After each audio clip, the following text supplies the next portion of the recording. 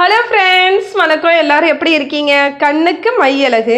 அந்த மையை கெமிக்கல் இல்லாமல் பயன்படுத்துறது கண்களுக்கு ரொம்பவே நல்லது. நம்ம முன்னோர்கள்லாம் அந்த காலத்தில் பார்த்தீங்கன்னா வீட்டிலையே தான் கண்மை செஞ்சு பிறந்த குழந்தைங்களுக்கு பொட்டா வைப்பாங்க. இதனால் பார்த்தீங்கன்னா அவங்களோட கண்களுக்கோ சருமத்துக்கோ எந்த பாதிப்பும் ஏற்படாது.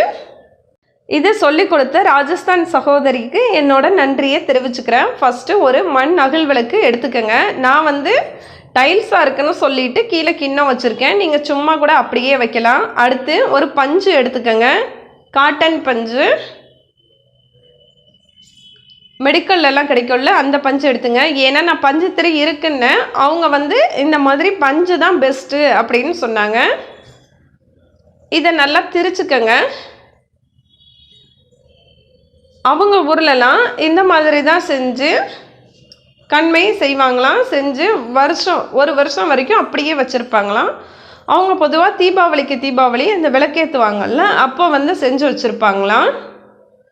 திரும்பவும் அடுத்த தீபாவளிக்கு தான் செய்வாங்களாம். ஒரு வருஷம் வரைக்கும் கெட்டு போகாது, அப்படியே இருக்கும்னு சொன்னாங்க.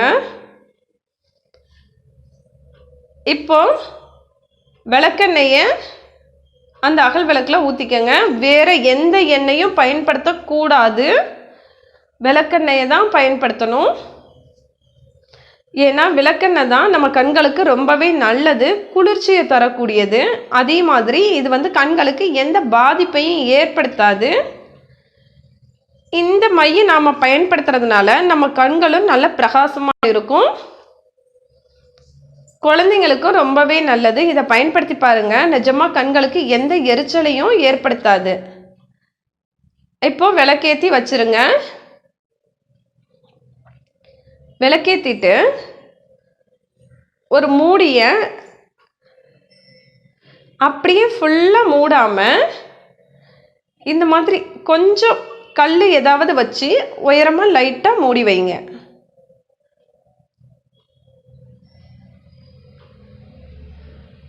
இப்போ 2 மணி நேரம் ஆயிடுச்சு. எப்படி இருக்குன்னு பார்க்கலாம்.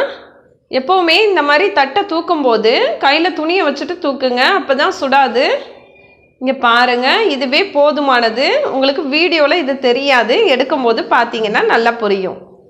எப்போவுமே மையை கலந்துக்கிறதுக்கு இந்த மாதிரி பிளைனாக உள்ள பாத்திரமாக எடுத்துக்கோங்க. அப்போ தான் அதோட விளிம்புலெல்லாம் போய் மை ஒட்டாது. இப்போ இந்த மூடியிலேருந்து அப்படியே எடுத்துக்கலாம். இங்கே பாருங்கள் எவ்வளோ வருதுன்னு. நல்லா ஸ்பூன் ஆட்டி இது அப்படியே நல்லா எடுத்துருங்க. இது உங்களுக்கு ஃபுல்லாக மறைக்காமல் காட்டணுங்கிறதுக்காக தான் அப்படியே ஸ்லோவாக எடுத்தது. அவங்க எப்படி செஞ்சுருக்காங்களோ அப்படியே காட்டணும், எந்த இடைவெளியும் இல்லாமல் அப்படின்னு சொல்லிட்டு தான் எடுத்தது. அதனால் யாரும் கோவப்படாதீங்க.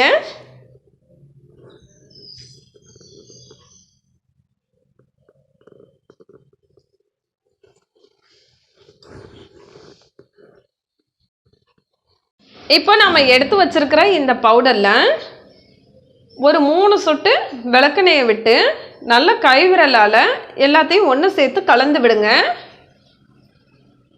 ரொம்ப அதிகமாக விளக்கெண்ணெய் சேர்த்துடக்கூடாது, பார்த்துக்கங்க.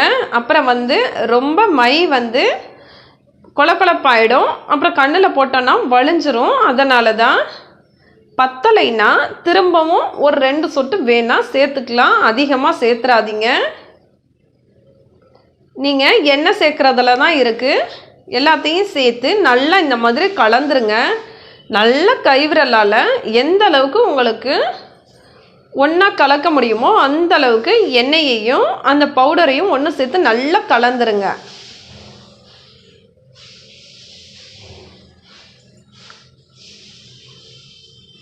இங்கே பாருங்கள், நல்லா கலந்தாச்சு. அதுக்கப்புறமா தண்ணி ஒரு 1/2 டம்ளர் கிட்ட தாராளமாக தண்ணி ஊற்றிடலாம். நம்ம குடிப்போம்ல அந்த தண்ணியே ஊற்றலாம். ஊற்றி திரும்பவும் கைவிரலால் நல்லா அந்த மையை கலந்துருங்க. தண்ணியிலலாம் கரையாது. இதுக்காக வேறு எந்த எண்ணெயும் பயன்படுத்தக்கூடாது. ஒன்லி கேஸ்டர் ஆயில், விளக்கெண்ணெய் தான் பயன்படுத்தணும்.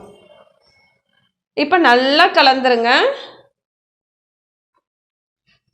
எந்த அளவுக்கு உங்களால் கைவிரலால் கலக்க முடியுமோ அந்த அளவுக்கு நீங்கள் கலந்து விட மை பார்த்தீங்கன்னா அழகாக தண்ணியில் ஒட்டாமல் சூப்பராக வர ஆரம்பிச்சிரும். எந்த அளவுக்கு அவங்க அழகாக எடுத்துட்ருக்காங்கன்னு பாருங்கள். அதனால தான் முடிஞ்ச வரைக்கும் ஸ்கிப் பண்ணாமல் ஓட விட்டுட்ருக்கேன்.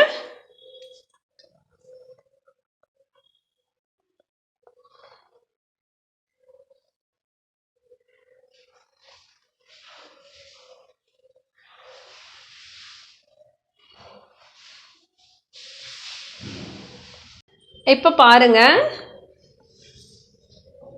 எந்த அளவுக்கு இன்னும் எடுத்துகிட்டே தான் இருக்காங்க. எடுத்து இந்த மாதிரி கிண்ணத்தோட ஓரத்தில் வச்சுக்கணும். இந்த மாதிரி தண்ணியை ஊற்றி நாம் எடுக்கும்போது இந்த மை கரையவும் கரையாது, நம்ம கண்களில் எரிச்சலும் வராது. இதை போட்டால் குளிர்ச்சியாக தான் இருக்கும்.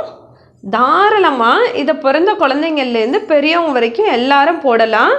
ஏன்னா ராஜஸ்தான்லலாம் பார்த்தீங்கன்னா பிறந்த குழந்தைங்களுக்கே கண்மை எல்லாமே போடுவாங்க. இந்த மாதிரி ஆனால் வீட்டில் செஞ்சது தான் போடுவாங்க. இது எந்த பாதிப்பையும் ஏற்படுத்தாது. இப்போ எந்த அளவுக்கு கிணத்துல உள்ளது எல்லாத்தையும் எடுத்தாச்சுன்னு பாருங்கள். அவ்வளோதான், நம்மளோட சூப்பரான கண்மை தயாராகிடுச்சு பாருங்கள். கொஞ்சம் நேரம் ஒதுக்குனீங்கனாலே போதும், எந்த கெமிக்கலும் இல்லாத ஒரு கண்மையை நீங்களே தயார் பண்ணலாம். இது அப்படியே ஒரு சில்வர் டப்பாவில் ஸ்டோர் பண்ணிக்கலாம். அப்படி இல்லைன்னா ஏற்கனவே நீங்கள் கண்மை வச்சுருந்த டப்பா இருந்துச்சுன்னா அதில் கூட நீங்கள் எடுத்து வச்சிடலாம். இங்கே பாருங்கள், அந்த தண்ணியில் எந்த மையும் கரையலை ஒட்டலை. நல்லா பாருங்கள். இதை நீங்கள் தாராளமாக குழந்தைங்களுக்கு பொட்டாவும் வைக்கலாம். இதனால் பார்த்தீங்கன்னா திருஷ்டியும் படாது.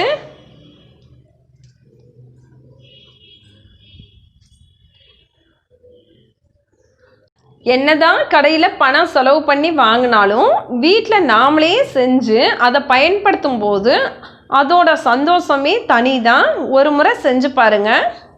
இப்போ நான் இதை ஒரு குழந்தைக்கு போட்டே காட்டுறேன் பாருங்கள். இந்த மையை கொஞ்சமாக எடுத்துக்கோங்க, ரொம்பலாம் எடுக்க வேணாம். கொஞ்சோன்னு எடுத்தாலே நிறைய போட்ட மாதிரி இருக்கும். பாருங்கள், லைட்டாக போட்டாலே போதும்.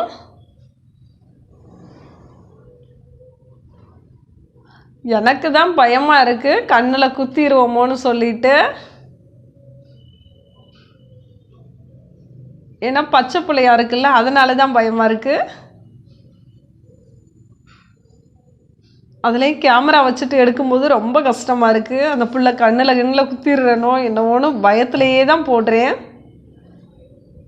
இப்போ நெத்தியில் பொட்டும் வச்சு காட்டுறேன் பாருங்கள். கடையில் வாங்கினதை விட ரொம்ப சூப்பராக இருக்குது பாருங்கள்.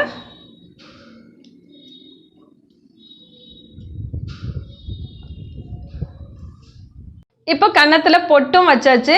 இந்த மாதிரி நீங்களும் உங்கள் குழந்தைங்களுக்கு அழகாக பொட்டு வச்சுக்கலாம், கண்ணில் மை போட்டு விடலாம். ரொம்ப சூப்பராக இருக்கும். எந்த பயமும் இல்லை, தைரியமாக செய்யலாம். எங்கள் வீட்டிலையே நான் செய்கிற எல்லாத்தையும் ரசித்து விரும்பி போட்டுக்கிறவர் இவர். எனக்கு ரொம்ப பிடிச்சவர். இந்த இடத்துல நான் இவருக்கு ஒரு நன்றியை தெரிவிச்சுக்கிறேன். ஏன்னா நான் இவ்வளோ நேரம் மை போட்டு பொட்டு வைக்கிற வரைக்கும் எனக்கு ஒத்துழைப்பு கொடுத்து ரொம்ப அமைதியாக இருந்ததுக்கு தேங்க்ஸ்டா கண்ணா. இந்த வீடியோ உங்களுக்கு பிடிச்சிருந்துச்சுன்னா ப்ளீஸ் லைக் பண்ணுங்கள், ஷேர் பண்ணுங்கள், சப்ஸ்கிரைப் பண்ணுங்கள். அப்படியே நம்ம சேனலுக்கு சப்போர்ட் பண்ணுங்கள், கமெண்ட் பண்ணுங்கள். தேங்க்யூ.